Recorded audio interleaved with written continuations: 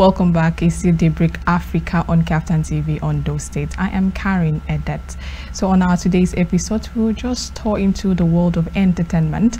And here in the studio is Marvey Neche, and we trust that he will talk a lot on this topic of discourse. And don't forget, he is an all-round entertainer.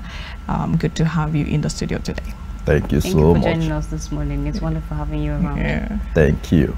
Well, from our previous discourse, just before we came on air, you told me you're an all-round entertainer, and that is actually not really common in our society. I mean, it's, I think just a few people who delve into this region. So what exactly do you mean when you say you're an all-round entertainer? Okay, when I say I am an all-round entertainer, it simply means we do anything as long as it's involved entertainment. I do them. But for now, as I said earlier, I lean extensively towards the act of storytelling and public speaking for now. And in as much as that's what I do, I still sing a little bit.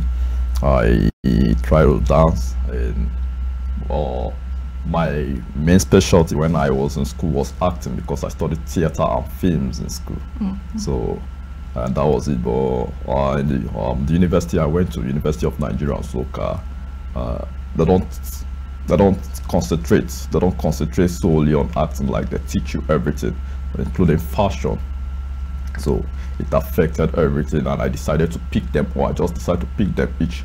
And 3 years after I was done with school, I decided to, okay, pick one, keep learning, and as you can see, I started having everything. Well, what was the inspiration to want to pick everything? I think, let's say I had a lot of time on my hand. Okay. I wasn't doing anything for some time. 2020 to be precise. We all knew what happened 2020. That's really COVID era, and I couldn't go to my family, so I was alone for close to 6 months. I wasn't talking to anybody, and no one was talking to me except myself. So that way I started honing my craft. I went first of all to where I talk. I already had the voice, but I didn't know how to use it properly, so I started fine-tuning it.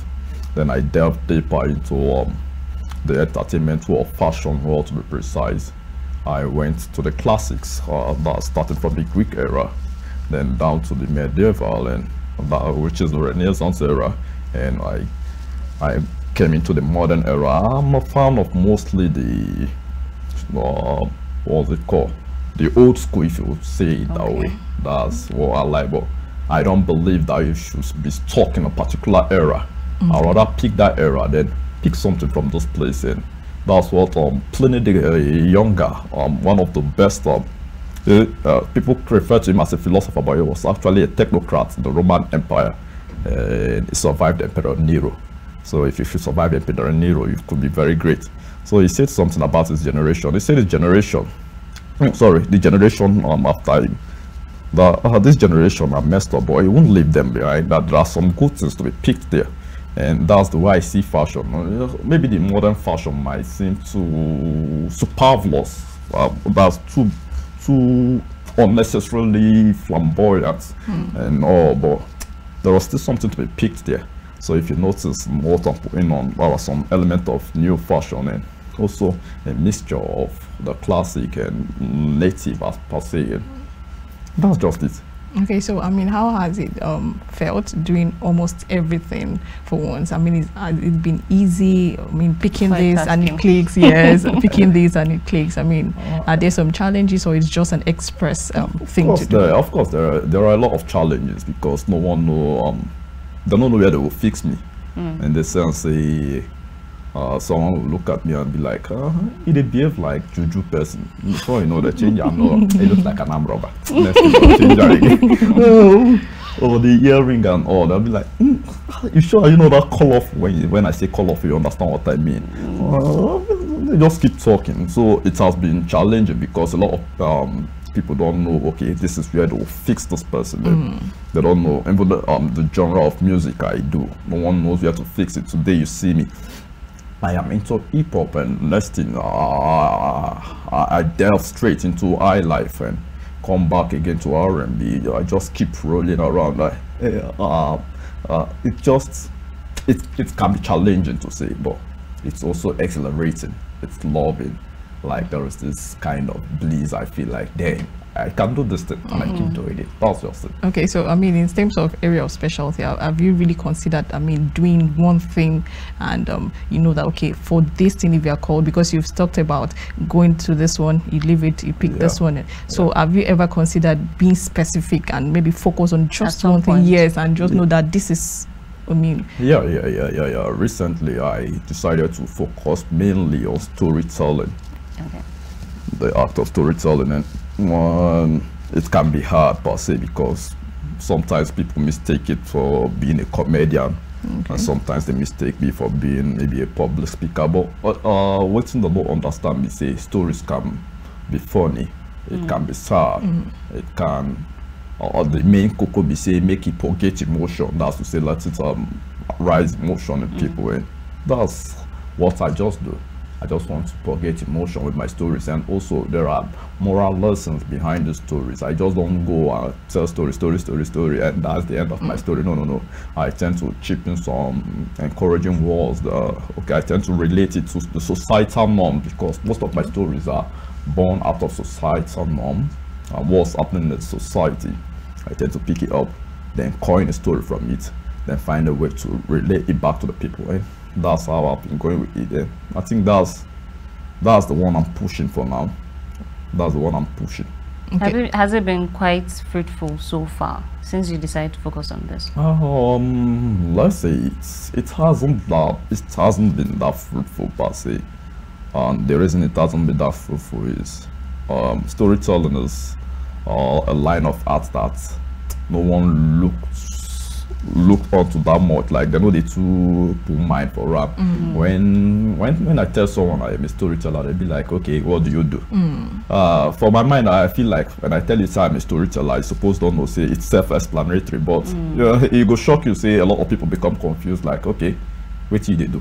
What did they do? I went for an audition, and by the time I finish audition, and the only way they tell me, say, you have a nice voice, but we're not going to take you because we don't know what you do. I felt dejected, I felt down, but I understood back then that, okay, it's still new year. So the reception per se, it has not gotten to what I wanted for now, but I believe as time goes on, the coconut to just keep pushing. I have the saying that the world doesn't know what they need until you show them they need it, and when you show them they need it, that's when they're okay. I can what's the column digress and say a story a little bit about how this thing happened. If we still have time. All right. There was a time I was in Abuja. I went to a lounge, and these guys were just gathered. It was an opening of a lounge, and they were just gathered, and I was talking to one of the organizers of the store because he called me. And I asked one of the lady there that, hey, if you don't mind, give me 5 minutes to talk to those people. And the lady was like, these people won't listen to you. I said, I understand, just let me talk. And by the time I picked up the mic, when they reduced the music, a lot of people were like, nobody was listening. But immediately I started talking, everybody turned back. And by the time I said, okay, I'm done, they said, no, keep talking. So they didn't know they needed it then. They don't know, so they need someone to talk to them until I started talking, and that's actually built my faith in those stuff that they don't know, so they need that, but when they see them, they are going to catch up. They're going to catch up, and that's what's keeping me going. Okay, so this storytelling, is it that you create them yourself, or you go through some authors who have actually gone through this lane before? Or you refine existing stories? Okay, it's all around. Most times, no, let me not say most times, let me use this term. Sometimes it can be my life story, because there is this quote that say, if you want to live an interesting life, don't chase possession, chase experience. And I have chased a lot of experience. I traveled a lot, so, and a lot of things don't do me. Like I get story with plenty, and if I begin to talk, night could be tossed for years. So it's very easy for me to just pick up a story Another time I've heard a lot of people's story because I can be very as I be talk to people, as I be interact, so I hear stories. Also I'm an avid reader. I tend to read a lot, and when I read, I don't mind the setting, the culture, and the time where it took place. I just pick it up, then I feel like say you know get everything don't happen before when never happen. When they you know get everything to happen now when never happened before. Or the Bible talk and say there is nothing new under the sun. So anything don't happen when they happen now, it don't happen before. So if you read an old story, come back to your society, look where you go see say something like that they happen. So all you need to do now is to just coin them again, make it fit, and that's how I do it. So you see, it's either from personal experience, either from what I read, either from what was spoken, or just what they call them things where I see around. And sometimes also it can be someone's story. Person tell me a story, I find a way to say it in a way where that person will feel say okay, this person don't go don't carry my matter here throw it like that. No, but I'll find a way that the person gonna think no, my story be this, but not my story. That's the kind of life I'm talking about. That's it. That's just the way I pick up my stories. Well, considering the fact that earlier you spoke about your physique, kind of when people tend to see you for the very first time, they don't know where to place you. So why did you choose this kind of physique for yourself? What is the secret behind it? Okay. Like, make I just talk. I like to see the surprise on people's face when they be like, huh. So sometimes I pick up and person go call me for phone when they answer finish. By the time they see me, the body no look like this already.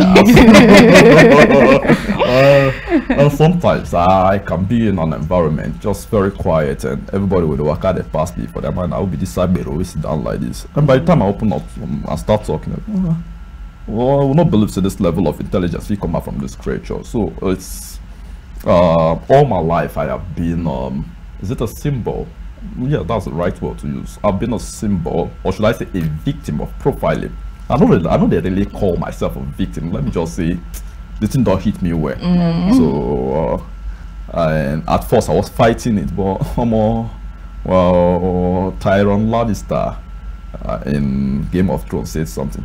He said you better pick your identity. If not, you want to give it. I'm trying to paraphrase. You know, like when Jon Snow, it was a scene when Jon Snow was talking to him and saying everybody was calling him a Snow. A Snow is a bastard. He was like, pick it up, carry him like a badge, you're like a badge of honor. That's true. You're a bastard, and that's what you are. Then he said, look at me, I am a dwarf, and I take it with pride. So if you carry that identity, people know if it hurts you. And I have another story. Do we still have time? Go on. I have another story. Now, growing up as a kid, I used to have very, like, people say mean thing about me. Forget the way I look now. Not so I did as a kid. I was I'm bloody short. I think around 3 feet or so, with a very big head and tiny legs. So, I was kind of a target for bullying and all those names. It don't be bullying per se to beat because if not for fight I will beat you where all those word of the mouth. So the first nickname someone called me, they called me a bush baby. I don't know if I don't hear of that term. They call her, right? So at first it pained me, but I discovered say if you fight against this thing, they'll keep calling you and it will pain you. So I took the name. Before you know, the name died down. Another time they called me Poison. Because of I used to know I get very bad mouth if I begin talk here, like no, that was in the past, like if I begin insult person they hit. So they used to call me Poison because of that, and I picked up the name also, and before you know, the thing died down. Another time again they started calling me Coffin. And I picked up the name and it died out. So I noticed that anytime they throw out suggests to me and I picked it up, and before you know it loses a sting on me, and that has been the way I was able to fight and combat it. I really don't know where to carry me on here, but I think that we don't come meet ourselves, and that's just it. Okay, so this issue of identity, don't you think it's quite complicated, and it could pose some trust issue? I mean, when persons are not able to identify you for a particular thing, for who you are per se. Maybe today you are seen as being this and tomorrow you are seen as being that. Don't you think that would pose a serious issue when it comes to identity? Like serious issue. It's always poses an issue for me. Trust. I am the person who will tell you, no, trust me because we are a human being. I am not infallible. What did they call? I know they're perfect. And I tell you straight up. So I be hypocrite. And the only difference between me and you, I say I don't accept my hypocrisy. All human beings are hypocrite. Again, we will do some stuff like we will go mess up and try to cover up. But if you don't accept your own, that's for you. But me, we don't accept my own. If I believe, say, it made it people actually trust me. They don't say, I'll tell you, don't trust me with your money. I will chop up. So you know, say this is what you won't trust me with. And I think just being plain with them that okay, this don't do this with me. I will do this to you. Don't do this with me. I'll tell you, say, don't trust me. If I tell you, say, don't trust me with this, don't trust me with this because now there it is. And that way it has helped me because being open about it, say, okay, see my kind of pattern, see my kind of lifestyle, it has helped other people to communicate. I'm talking about people who are close to me to be able to relate with me. But on those they still differ. I tell them, despite the fact I don't suffer from all this profiling and all, I still tell them straight up, judge a book by its cover. Yes, I am a proponent of that ideology. Judge a book by its cover. But I usually go further and say, be patient enough to flip it open and read. Judge her by the cover, but open up. If you see what you know, if you open up, see you know like what you see, dispose it. But most time when you open up and see not something you like. So I try to indulge people and beg them to be patient with this book. If you can be patient with this book and flip it up. Make we talk, get to know me. If you say okay, you can't interact with those person, I say fine. And that's it. All right. So earlier on you talked about dance. Yeah. Yes, that's one of the things you do. Yeah. So if I may ask, do you do this for leisure purpose or is something you would love to pursue much later? I am a performer and I sing, and if there is one thing I've noticed that captivates an audience when you're on stages, if you are able to also move along with the rhythm of your music. And this is why if you notice musicians that they get dancers so that you go hold the audience spellbound.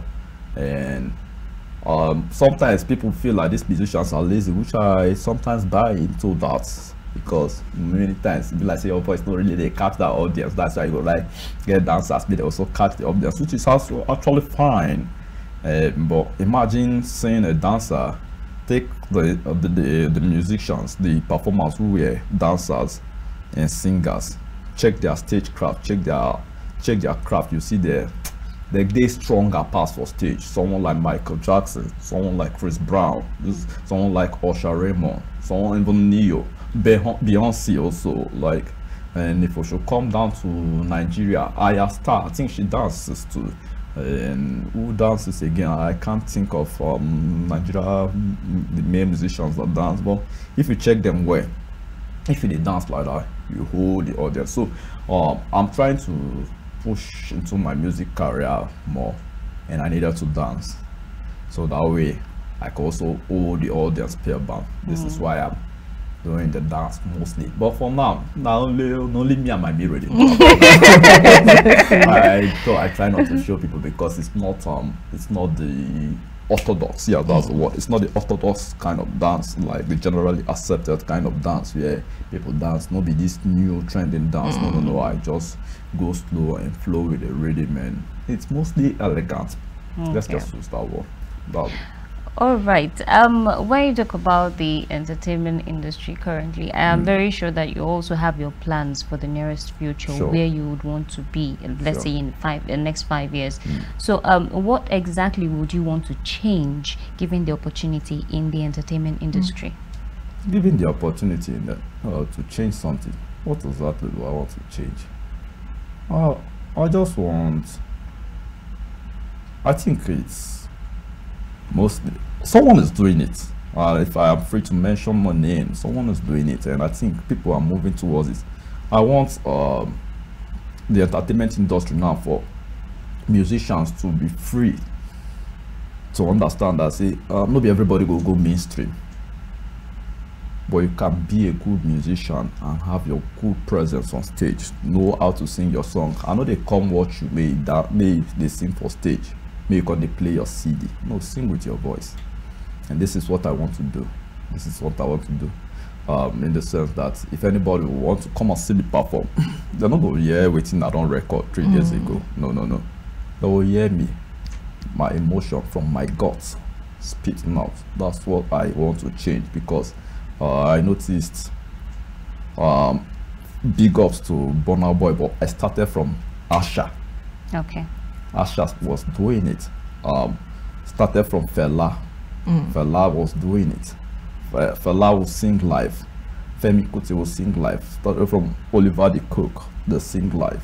Osadebe sings live. And all of a sudden we started going and going and going. Before you know, now everybody will just want to sell, just want to stream, just want to sell brand. Nobody really want to put in the work into the craft of performing on stage. Performing on stage. And as I say, that's the beauty of TV. You cut the thing come out, because I said you don't see error day, but when you're on stage it is transient, like you know the pause.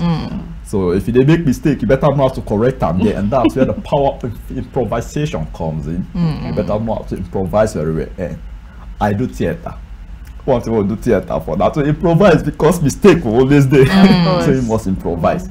And if you are always on stage, before you know, it builds this work ethics, like hard work. You go need to put in work. You go need to put in work. You go need to put in work, because consistent rehearsals to make sure say it looks seamless. Okay. If you don't do it that way, one mistake now it will bungle up everything. And when I say consistent rehearsals, I'm not only talking about the musician. We talk about the lighting guy. We talk about the camera guy. We talk about the person in charge of sound. Everybody, it's a conglomerate. Everybody coming together and putting in work, and that's what I'm trying to change in the entertainment industry. And I'm also I'm trying to bring entertainment, not say to how people put that now, to people that actually consume this art very well. Yeah, I'm not fighting anybody, but I know they enjoy the fact, say you want host show for university, you put tickets for 500k. University when I'm mostly 22 years old, 10 years, what they call that, 20 years old, they there. We don't want to see 500k for tickets. But now this guy, now they be the highest consumers of your music.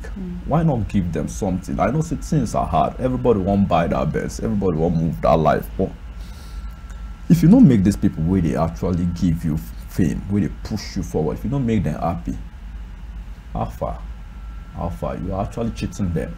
That's what I want to do. I want to make it is it cheap, readily affordable and accessible. Like that's just it. No. Well, it's actually an interesting story so far, and well, I would like you to give a word or two to upcoming artists too out there who are struggling one way or the other to make ends meet. I don't reach the level of giving advice. Exactly.